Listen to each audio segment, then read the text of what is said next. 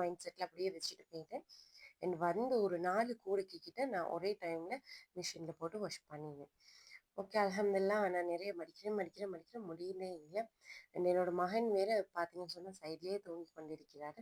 அவரும் மிச்ச நேரம் தூங்க எல்லாம் மாட்டார், ஒரு ஹாஃப் அன் ஹவர் போல தான். இப்போ பாருங்க எலும்பி அப்படியே எங்கள் பக்கத்தில் வந்துட்டாரு. அண்ட் அவரை ஓகே காம் பண்ணிவிட்டு ஃபீட் பண்ணிவிட்டு அதுக்கப்புறம் பார்த்தீங்கன்னு சொன்னால் பால் எல்லாம் சாப்பிட்டு எல்லாம் முடிஞ்சு நைட் ப்ரிப்பேருக்கு வந்தாச்சு. நைட் வந்து பார்த்தீங்கன்னு சொன்னால் நெச்சிரகம் வீட்டில் முடிஞ்சிச்சு. வழக்கமாகவே வந்து இந்த அரிசி மாவு, அடுத்தது வந்து கொச்சிக்காய் தூள், அதே போல் கொத்தமல்லி தூள், நெச்சிரகத்தூள், இது எல்லாமே வந்து நாங்கள் வீட்டில் ப்ரிப்பேர் பண்ணுறது தான். அரிசி ஊற வச்சு அரிசி மாவு செய்வோம்.